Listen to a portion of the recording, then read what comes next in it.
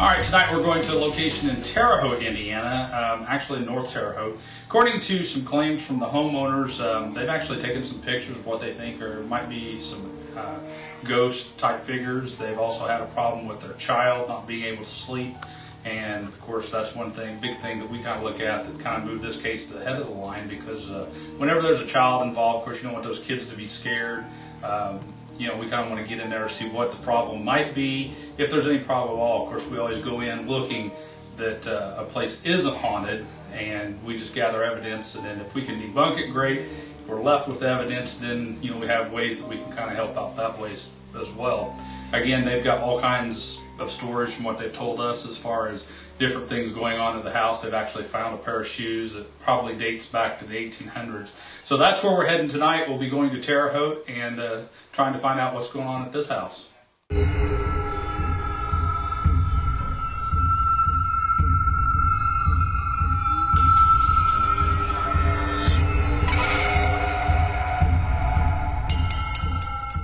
Tell us a little bit about how long your family's owned the property, because Tony said it had been a while that you guys had owned this place. So how many years have you guys kind of been in the family? 33 years. 33 I was years. 6 and I'm 41, so I was 6 years old when I moved in here. Okay. Did the activity start when you were a child? Or yes, when I was a child. So this has gone back like 33 years? Yes. Okay. Do you feel that this might be maybe like an ancestor, or maybe somebody that's lived in the house before? I have no idea. Okay. What's the worst thing that has happened as far as this paranormal activities happened with your family? Wow, there's so much stuff that's happened. Probably, wow, I don't know. There's so much. Is the main thing just, with the kids, are you more concerned about, because, we have a little boy that, is having problems sleeping. That's kind of what's brought us out. Might be something evil towards you guys, or do you not feel that it's real life threatening? Well, before I never thought that it was evil. We've never been threatened. My kids have never been scared of it, because, like I said, I've lived here for 33 years, and it's always, since I've been here, it's been here, and it's never threatened me in any way. So I'm not scared of it. I think it's really cool. But my kids are getting to the point where they're getting scared now. Okay. 2 years old, and he's, not wanting his bedroom, don't want to sleep in there. And the other night when he was in there, he was choking and I went in there and checked on him. I thought maybe he had stomach flu or something. Right. And it was like someone had put their hand over his neck, like choking him. And I went in there and checked on him. He was perfectly fine. And then I walked out and he slept the rest of the night. So I just, hopefully it don't harm nobody. Right. None of the older kids seem to be affected by it? My 13-year-old now. Okay. The last probably week and a half, 2 weeks since the drum incident. Okay. And that's where the drumstick actually went up and levitated and dropped? Yeah. And I guess growing up with this, it's kind of always been in the back of your mind. What do you kind of want to see us try to help you with? Do you actually want these things, gone? Do you just want them to kind of just, hey, this is my house, back off type of thing?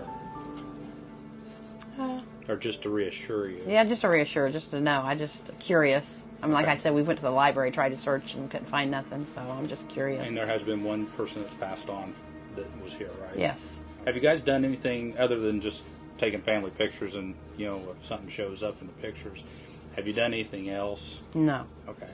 Now, you did tell me that the house was blessed. How long ago was that? Oh, boy. I was probably 8 or 9.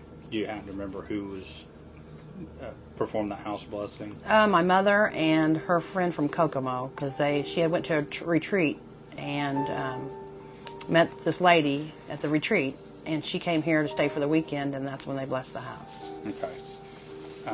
So you haven't really had, let's say, a Catholic priest or some other priest or anything come in there? Okay. All right. And we'll just try to see what we can do to help you out and see what we can find tonight. The way this usually runs, we'll do our investigation tonight. A few days from now, we'll actually sit down and go over all the evidence that we collect, and then we'll come back and meet with you, and hopefully we can have a good solution for you and your family. Cool. All growing up as kids, we've always heard it. We were all eating dinner one time, sitting here eating pizza, and their bedroom was in there, and the radio came on full blast. And my dad was mad because it interrupted our dinner. Well, we went in there to check it out, and Kevin was like, I swear, Dad, I didn't do that. I didn't turn it on. Da, da, da. Well, it was unplugged. There was no batteries in it. So, but it's been going on all our life. It's like... Why don't you tell us what room this is and what kind of things you've seen or heard here in this room? We've seen it in here. Seen visions in here. We've been in bed. And seen visions above us. Can you describe what they look like? Sort of like smoke, but like a vision of a person. But it was like more like smoke. Like it wasn't a dark vision. It was like a mist or a smoke. But it was a shape of a person. Okay, whose room is this? This is Seth's room. He's 2. This is the room when we took pictures, is where the vision was at, standing in front of the dresser. Okay. In this room, he's been having nightmares in this room. 3 weeks in a row, screaming that, Mommy, come get me, there's a monster in here, Mommy, Daddy, Mommy, Daddy. And then one evening, he was asleep, and I thought I heard him in here choking like someone had grabbed his throat. And I came in here to check on him, and he was dead asleep. He was fine. Walked back in there, and the rest of the night he was fine. Now, before we redid this room, we just recently redid this room. This door here was real bad, like the other doors are in the house. And this doorknob jiggled here, like someone had jiggled the doorknob. We thought it was a cat, and the cat was in the other room on the icebox. Like actually visually seen something? No, Okay. other than the picture, what the picture had took. Okay. And we were in here filming. We were just taking pictures of the kids in here playing the day after Christmas to get pictures of the family. And that's when the shot was took with the vision in front of the dresser there. This room, we've had cabinet, glasses come out of the cabinet. This main one right here, come out, levitate, and then fall to the ground. We have had one incident where I cleaned my whole kitchen before I went out. We went out to dinner, went shopping, came home, and there had been a pan, soup pan on the stove with a can of soup sitting inside of it with a spoon next to it. I used to have a bread cupboard thing, bread box sitting there on the counter, and against it was a bread pan, like a muffin pan, when we got home. And had nobody been here. About a week and a half, 2 weeks ago, he was laying in bed, getting ready to go to sleep. A drumstick from his drum set, he seen fly up. It was on the floor, and it had flew up in the air and levitated, and then hit this drum over here, and bounced off of it. And this is the room that when they were in here putting holy water on the closet door, a big gush of air came out of that closet, and me and my little brother were in this bed, where my mom and dad's parents' bed was right here, and it woke us up. The wind was so strong that it woke us up. My fiance, we've been together for 15 years, he never believed in ghosts or anything, and he thought we was all crazy. Well, he was in here using the restroom one day, standing here, and he felt something touch his shoulder, which he thought was me. He turned around, nobody was there. I've been looking in the mirror before and felt someone touch me, and then I've been in the shower before, filling the water. You know, when you first get in, it's like, oh, that's nice hot water, and I felt someone touch my hand, and then felt a thumb or a finger. I had grabbed a finger or a thumb. This is the room that we see a lot of stuff. Over by the doorway, in the foyer, we hear the doorknob rattle. People on the front steps outside lately, the last 3 weeks, we've heard 1:30, 2 o'clock in the morning, about the same time every night, hear someone come up the stairs and stomp their feet as if they're stomping their feet to get the snow off. And we go look, there's nothing out there. we don't hear it no more. This was swinging one night for an hour and a half. We sat here and watched it swinging when we was talking about everything that happens in the house. The TV always turns on us. One night we was watching TV and it turned to Unsolved Mysteries. And then one night we were watching it and the volume completely went all the way up. This is mainly the room where we see it in, is in this room. This here, we just got night vision gone.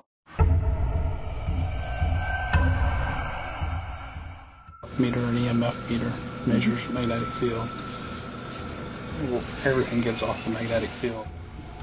And we can actually, if we go up, it goes down. And the same way if we were to go to the floor. What we discovered was, out of all the plugs in this house, this plug back here is probably bad, so it's giving off a dangerous EMF. Mm-hmm. You know, that's just one of the things that we look for, because EMF, it could be anywhere from, you know, maybe a slight headache, something like that, all the way to a skin rash to produce an hallucination. You know, if you have exposure to this for a prolonged period of time, it could cause a real health risk. So that's the reason we went ahead and alerted the homeowner. So you have managed to elude us for much of the night. What is your name?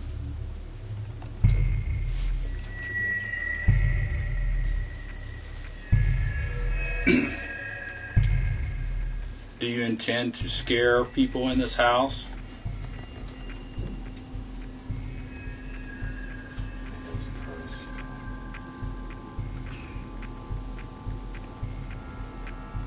Please give me the year of your birth.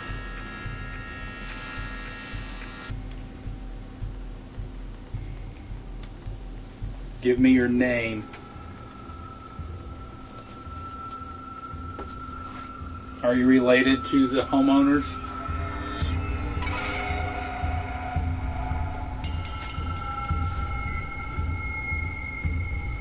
What year do you think this is? Can you tell me if you passed in this house in one of the bedrooms?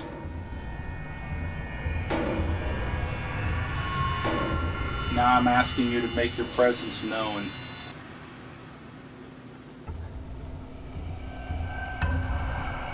Knock on the wall, move something, prove to me that you exist in this house. Okay, so what we're doing right now is we're giving the house kind of a chance to sit down and rest.